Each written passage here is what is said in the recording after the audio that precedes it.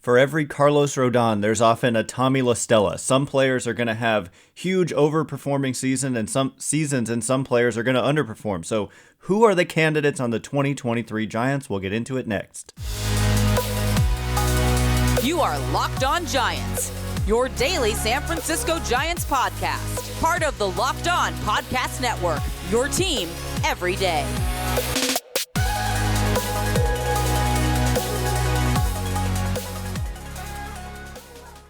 Hello and welcome to Locked On Giants, part of the Locked On Podcast Network, where it's your team every day. My name is Ben Kaspick, and on the show we provide daily episodes Monday through Friday, talking about the San Francisco Giants in a way that's data-driven and rational, but also simple, passionate, and accessible to all. I'm a former contributor for the baseball statistics and analysis websites Beyond the Box Score and Rotographs. I've been podcasting about the Giants since 2015, and I'm a lifelong fan. Thank you for making Locked On Giants your first listen every day. We are free and available wherever you get podcasts. And coming up on today's show, we're going to dip into some mailbag questions. And the first one coming from NDE The Rock, who says, usually every year one player has a career year and one has a year to forget. Who are those two players potentially this year? And so I mentioned in the open there, Carlos Rodón and Tommy La Stella. I think those are kind of two good examples. I mean, for Rodón, we could see it coming. I mean, I probably would have said him having a career year after he showed a lot of promise in 2021, but there was some uncertainty, and that's why they were able to get him on a short-term deal. But going into 2023, it's much easier for me to find candidates to have career years than it is for me to find candidates to have years to forget. And that I'm not like being a total homer when I say that. What I mean is the floor of this team is relatively high. Like, they don't have a lot of players who are quote unquote like bad players. I think so. There's a lot of guys who could go off. Like, it wouldn't be hard to see at all. Michael Conforto having a big year, Mitch Haniger having a big year, Lamont Wade Jr. rebounding, Thairo Estrada taking a step forward. And on the pitching side, I mean, I think a lot of guys have potential. But I guess actually I'm going to go in terms of career year. The guy for me is Alex Cobb because, and if you listen to the show all the time, you have heard me say this a million times, but you know, the peripheral numbers for Cobb last year were just so good, and normally those are better at predicting future performance than like ERA. So if you have a fielding independent pitching of 2.80, which he had last year, that basically suggests you kind of deserved an ERA of 2.80. But actually, in reality, his ERA was 3.73, almost a run higher.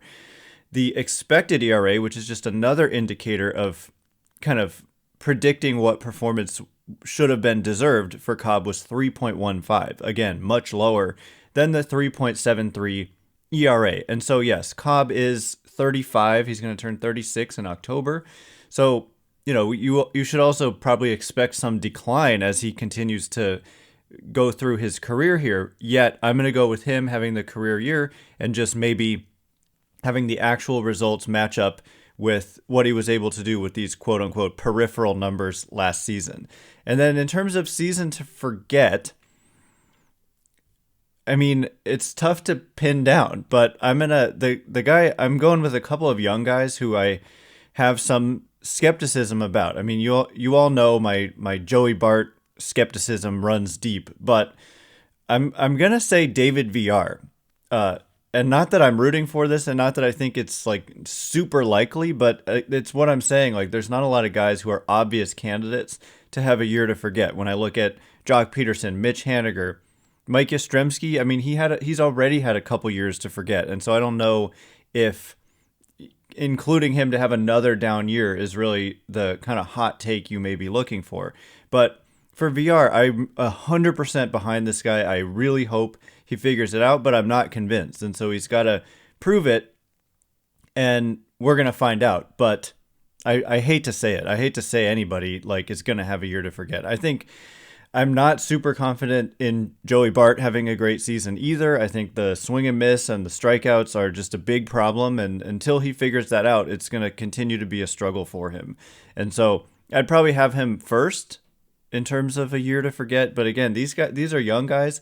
So if they really struggle, they're not going to get overexposed. And so when you talk about someone who's going to be in the lineup every day and have a down year, I don't know. I mean, you could point to a guy like Brandon Crawford, but it happened last year. So I don't know if that's I don't know if that actually answers the question because he already had a down year. So anyway, I'm going with the young guys. I believe in the young talent the Giants have on the way, but for Bart, we'll see. For Villar, he's still got to prove it. And I hope I'm wrong when I make that prediction. Next question comes from Jason, who says, let's talk about the Rule 5 draft, specifically Blake Sabol. He's an interesting profile. What are the possible scenarios for Rule 5 guys? Been watching baseball a long time and still confused. Yeah, I don't blame you. It is a little bit confusing, but it's actually pretty straightforward, even though it's confusing, in that there aren't a lot of possibilities for Blake Sabol. The only, so he was a Rule 5 pick, not by the Giants, but by the Reds. And then the Giants went out and traded for him immediately. But his status as a Rule 5 pick doesn't change. And so those same rules apply. And what the rules are is simple. He has to be on the Major League roster all season, or else the Giants have to offer him back to the team he was taken from originally, which was the Pirates. And so Blake Sabol must make the opening day roster or else he's going to be gone, basically. And when they're offered back, they get taken back almost all the time.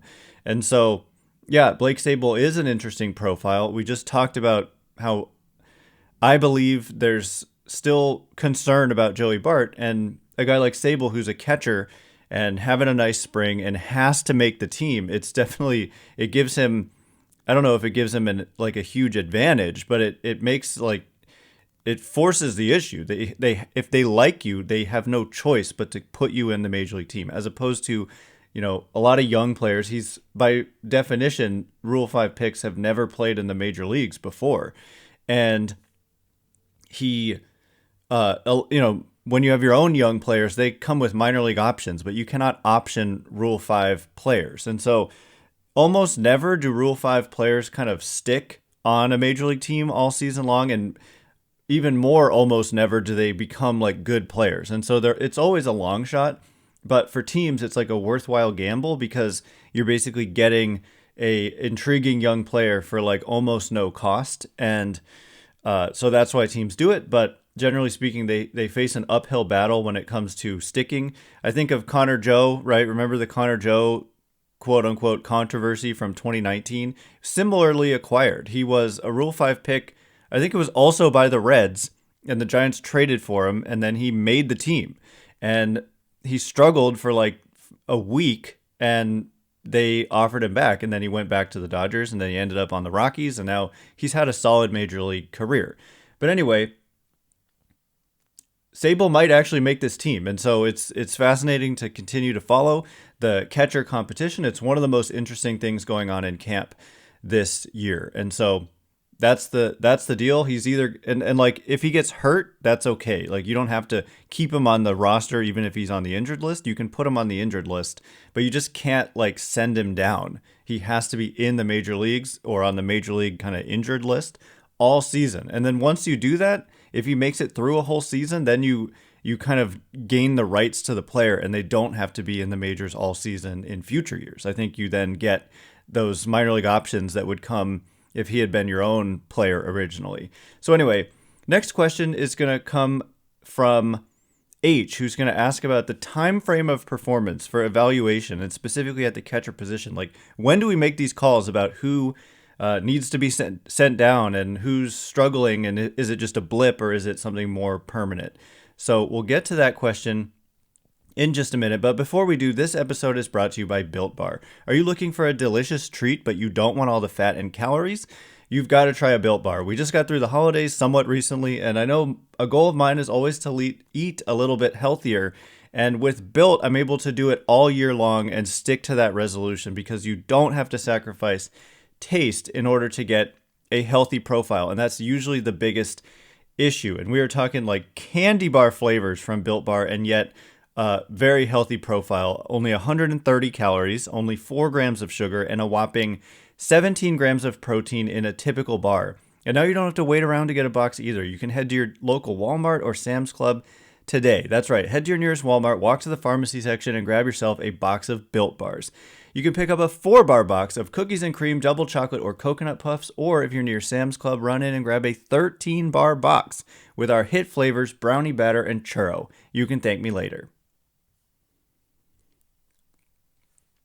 All right, here we go. We're going to get to more questions and answers. I still hate that I said David Villar to have a down year. It's just like maybe there's a lot of belief that he's going to just be great or something. I don't know, that maybe there's not, but it's just young players have to prove themselves. And I really hope he does. He seems like a good guy and just kind of level-headed, just kind of good perspective. And I really hope that it works out, but he's got to prove it. Anyway, the next question comes from H, who said, what would you consider a time frame for performance? Like with the catcher situation, how long do we give Joey Bart as opposed to another catcher like Sabol or Wynns? I know they're all vying for the top position, but interested to hear your thoughts.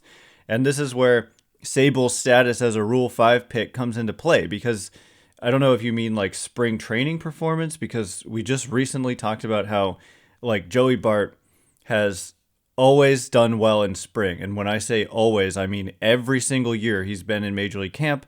And when I say he's done well, I mean exceptionally well. He's got a career on base percentage of like 460 and a slugging of like 700 in spring. So he just always tears it up. And so my point was like, look, if he does it again this spring, it doesn't necessarily mean that translates to Major League performance. And so there's other stuff that they're looking at besides just those raw numbers. But when you say like, what is a time frame for performance at the Major League level, it can be somewhat quick. And because it's some of the stuff that like Joey Bart, for example, struggles with is stuff that stabilizes relatively quickly. And that's something like a strikeout rate.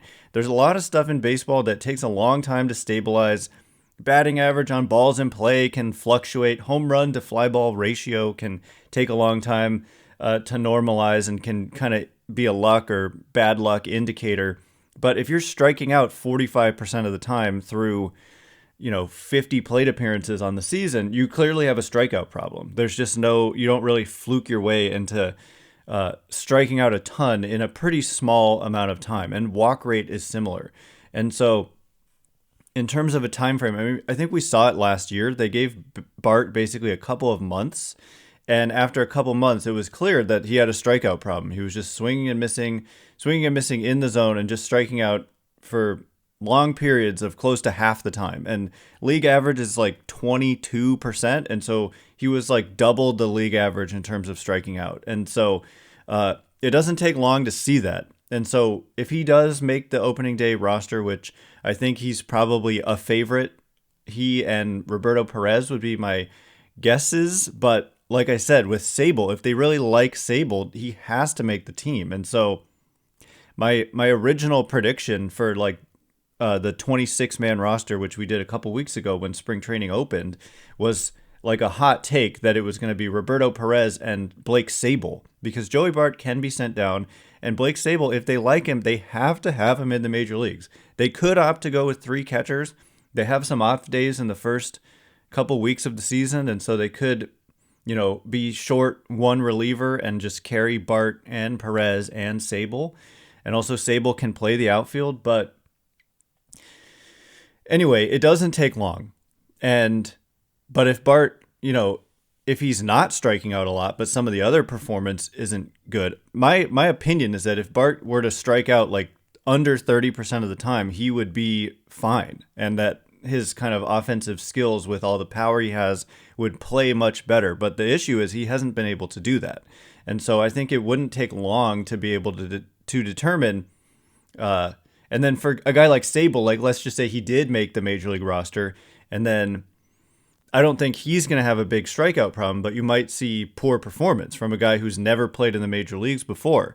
And so I don't know. We're usually talking about at least like 3 weeks before you get some kind of stabilization, and more like a couple months before you really can make an evaluation. But as we saw with Connor Joe, if you have a horrible first week and you're a Rule 5 guy and you're just dragging the team down, they'll make a move quickly. And so it kind of depends. I'll be, doing daily podcasts throughout the season, and contextually, depending on what numbers are good, what numbers are bad, what the at-bat quality looks like, it's going to depend. And so if you listen every day, we'll break it down each and every day, depending on how it's going.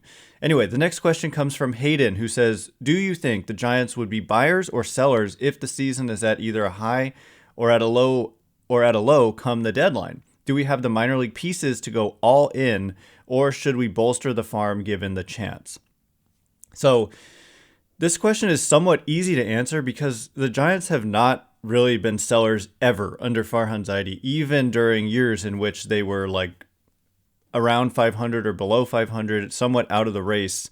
They've never been like slam dunk out of the race, like 15 games out of a playoff spot at any point in any of Farhan Zaidi's seasons. But even when they were kind of out of it, they did like, I don't want to say a mixture of buying and selling. Like I think of last year, they did some modest selling, even though they could have traded Carlos Rodón, they didn't. And, they traded Darren Ruff. That looks like a really savvy move, by the way. And they traded Trevor Rosenthal, who they had just signed and who never even had played for them. They traded Kurt Casale and Matthew Boyd. So a bunch of minor selling moves. And then when they, let's just think back to 2019, when they had Madison Bumgarner and Will Smith, the reliever, on expiring deals at the end of the year, Farhan Zaidi's first trade deadline with the Giants, and that he could have traded those guys, and he didn't. He ended up trading Drew Pomeranz for Mauricio Dubon, and they also made some small buying moves like for Scooter Gennett. And so I think if you're going to see selling, I don't see this year's team being the team that's like 15 games out of a playoff spot at the deadline. I think if anything, they'll be on the fringes. If anything negative, they'll be kind of similar to last year where they're, close to 500, close to a playoff spot, and more likely maybe in better position than that and in a position to be a buyer. And when they were in a position to be a buyer, they made one of the biggest moves of the deadline a couple years ago with the acquisition of Kris Bryant. And do we have the pieces to go all in? No, I don't think that the Giants are in a position. I said this last year when I came around to thinking about it, that going after Juan Soto didn't really look. It's hard for me to say don't get Juan Soto, but for a player like that who had so many years of team control left, 2.5 years left, the cost was just so high. It basically would have been Harrison, Luciano, Matos, just Doval, like everybody of value in your farm system would be going to the Nationals there. But you'll note that the Kris Bryant trade didn't cost them all that much at all. Caleb Killian and Alexander Canario.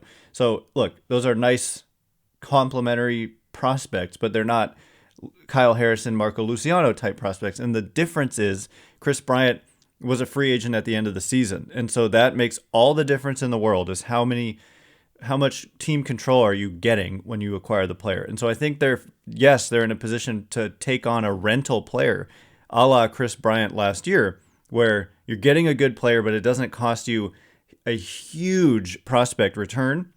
But I don't think they're in position to go if one of those Juan Soto types becomes available. I don't think that it would make sense to give up on all their young talent that they've spent years kind of trying to accumulate here for one player who's under club control for like a couple years. That's just my opinion. But if they're in a position to buy, I think there are savvy moves you can make. And if you target guys who are on expiring deals, which are often the guys who get traded, and that's why they're traded, is because the team, like the Cubs in 2021, are out of contention and they're like, hey, we want to get something for this guy instead of letting him just reach free agency and then walk away for nothing. So I could see them doing something like that again, and we'll at some point look at who are possible targets who are going to be on expiring deals and who would make sense in that scenario. Shohei Ohtani is the biggest one. He's a rental in that he's a free agent at the end of the 2023 season. I doubt he gets traded, but if he is traded, I mean, it would be very, very interesting because the talent is so great, but it is just like 2 months of a player. And so the cost would be probably somewhere in between what Juan Soto cost and what Kris Bryant cost. So there you have it. So coming up in just a minute, the Giants have so many starting pitchers. What is the order going to be of this starting rotation? Is there even enough? Are there even enough spots for all the different starters the Giants have in that rotation? We'll get into it in just a minute. But first, these days, every new potential hire can feel like a high-stakes wager for your small business. You want to be 100% certain that you have access to the best qualified candidates available. That's why you have to check out LinkedIn Jobs. LinkedIn Jobs helps you find the right people for your team faster and for free. I've used it myself, and it is so convenient and so easy to use both when you're hiring and when you're looking for a job yourself. Simple tools like screening questions make it easy to focus on candidates with just the right skills and experience so you can quickly prioritize who you'd like to interview and hire. It's why small businesses rate LinkedIn Jobs #1 in delivering quality hires versus leading competitors. LinkedIn Jobs helps you find the qualified candidates you want to talk to faster. Post your job for free at linkedin.com/lockedonmlb. That's linkedin.com/lockedonmlb to post your job for free. Terms and conditions apply. All right, as promised, we're going to get to some more questions and answers. Klaus says, who are the anticipated starters in order 2 through 6? So obviously the assumption here is that Logan Webb is number 1. There was some question last year with Carlos Rodón, but there's no question this year that Logan Webb would be that number 1 guy, assuming health. For me, this is a really hard question, and I'm kind of just like pulling names out of a hat because they do have so many guys who kind of fit that category to me of like a mid-rotation starter. So I think Alex Cobb, as I said when I was predicting that he's going to have the breakout season at age 35, I think for me, he's pretty clearly the number 2 right now, given those exceptionally good peripheral numbers from last year. But then in order, everybody after that, it's hard to say because you've got, I think it's probably Ross Stripling because he's coming off, and in terms of number 3, because he's coming off the best season of all these other guys. Because when we look at Sean Manaea, Alex Wood, Anthony DeSclafani, they are all coming off down years and or injuries. DeSclafani injury, Wood down year and injury, Manaea down year. So I think Stripling is probably number 3.